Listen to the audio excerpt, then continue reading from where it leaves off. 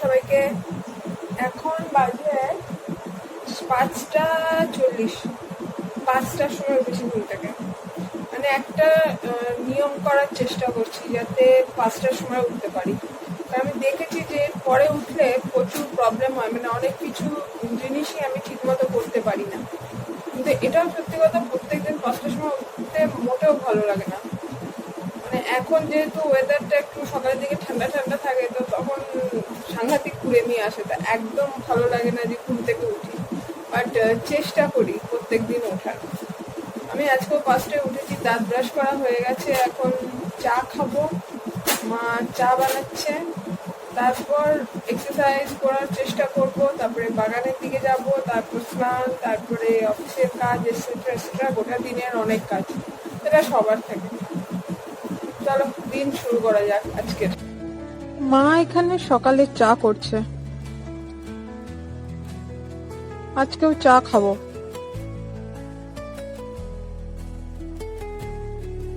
এই যে বিস্কুট সকালের আমাদের।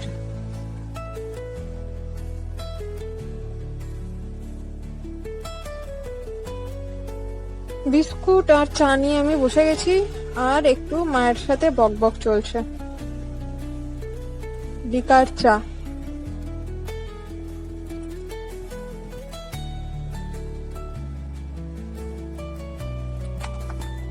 চলে এসেছি বাগানে।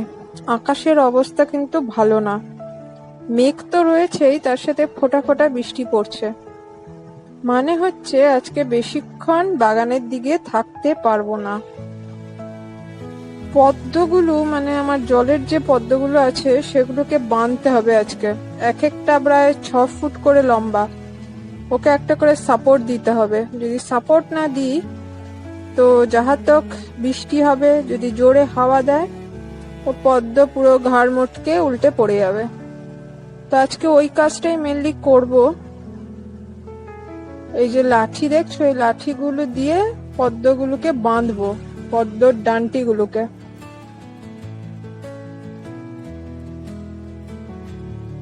আর এই ঝোলাটার মধ্যে যত দড়ি, উল, এই টাইপের জিনিস থাকে, তো দড়ি খুঁজে পেলাম না, হাতের কাছে উল ছিল, সেই উলটাকে কাজে লাগিয়ে দেবো।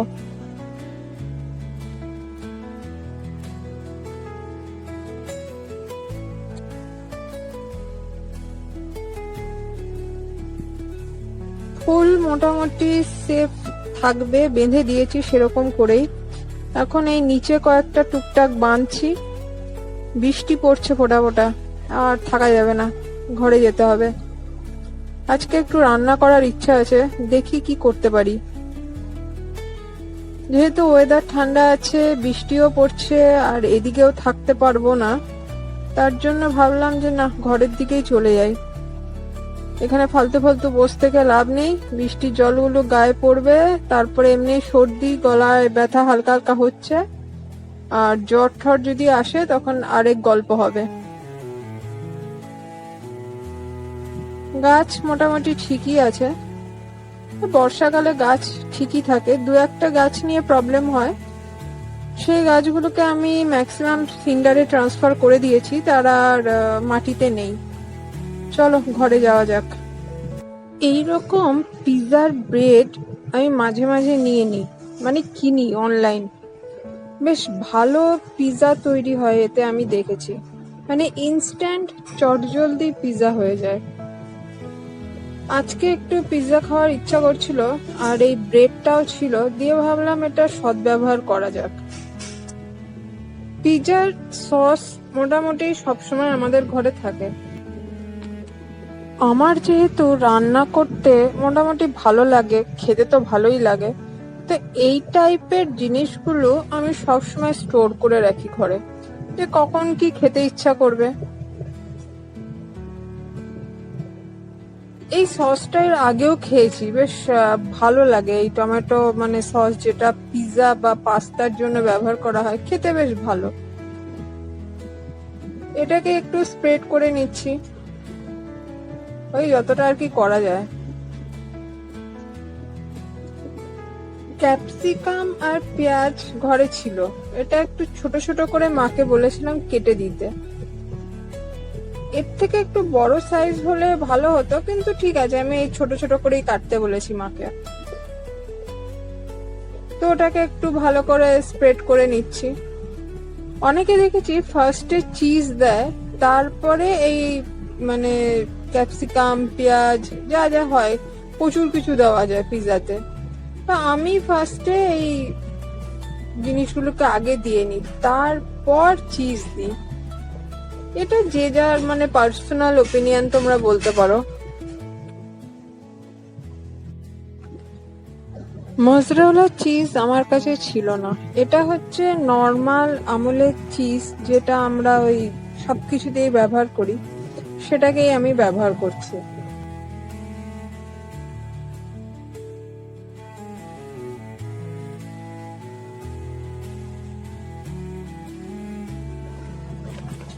চিজ কার্পণ্য করলে চলবে না, এটা একটু ভরপুর দিতে হবে। আর ক্যালোরি কনসাস হলেও এইসব খাবার তাদের জন্য নয়। তো যাই হোক, আমি যেহেতু ক্যালোরি কনসাস নই, তাই ভরপুর চিজ ভর্তি করে দিয়েছি। কারণ পিৎজায় চিজ না থাকলে জিনিসটা খেতে মোটেও ভালো লাগে না।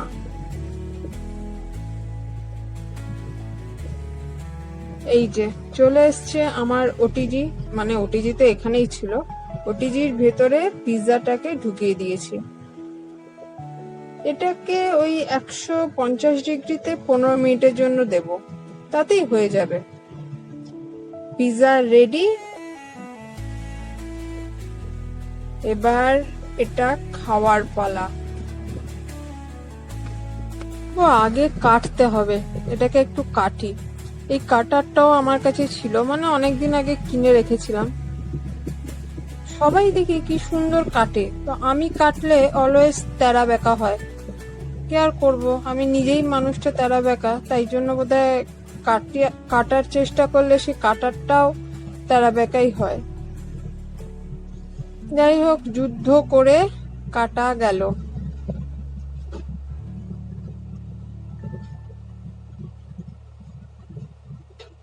এবার খাবো।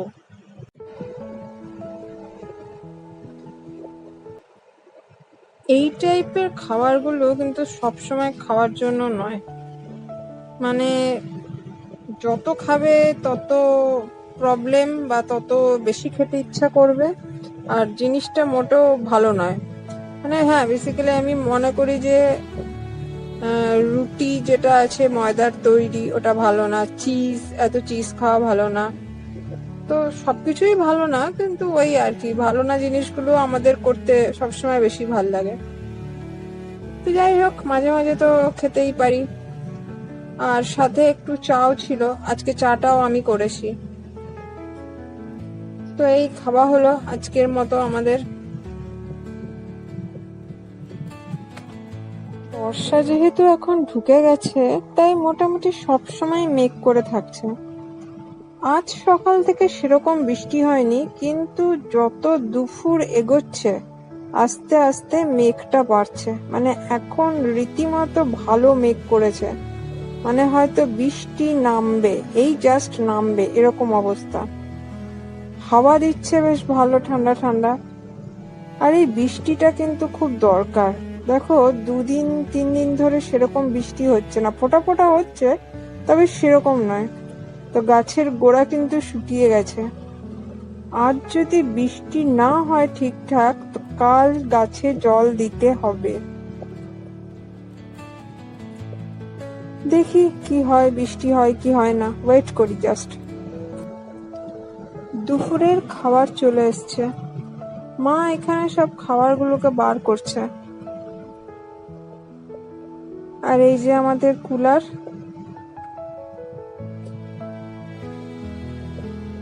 মেঘ করেছে যে কোনো সময় বৃষ্টি নামবে, কিন্তু এখনো সেভাবে শুরু হয়নি। আজকের খাবার পোস্ত, কপির তরকারি, মাছের ঝাল, পাঁপড়, ডাল,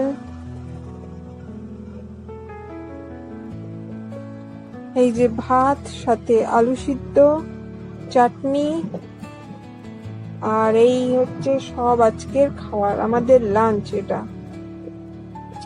আমি বসে গেছি খেতে, খিদে পেয়েছে।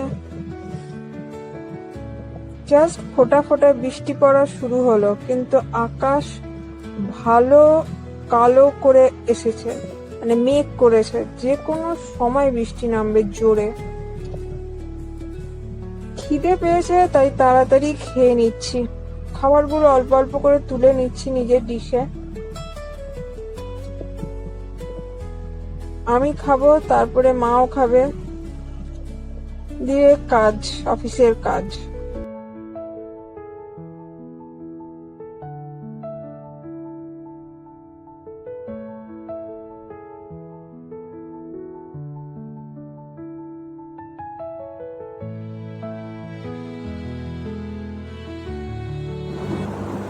বাইরে ভালো বৃষ্টি হচ্ছে এখন, মেঘও করেছে ভালো।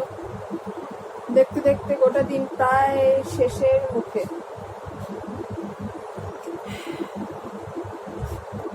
আবার চা নিয়ে বসেছি।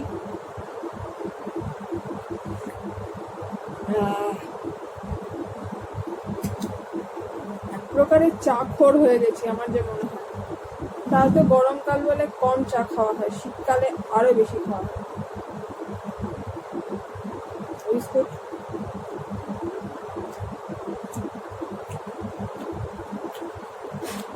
আজকের মতো এখানে সবাইকে টাটা বলবো। টায়ার্ডনেস অলরেডি চলে এসছে, আর ভাল লাগবে না, রেকর্ডিং করতেও ভাল লাগবে না, বক বক করতেও ভাল লাগবে না আমার আর। তো সবাইকে আজকের মতো এখানেই টাটা। সবাই ভালো থেকো, আবার দেখা হবে। ব্লগটা কেমন লাগলো জানিও। ওকে, গুড নাইট।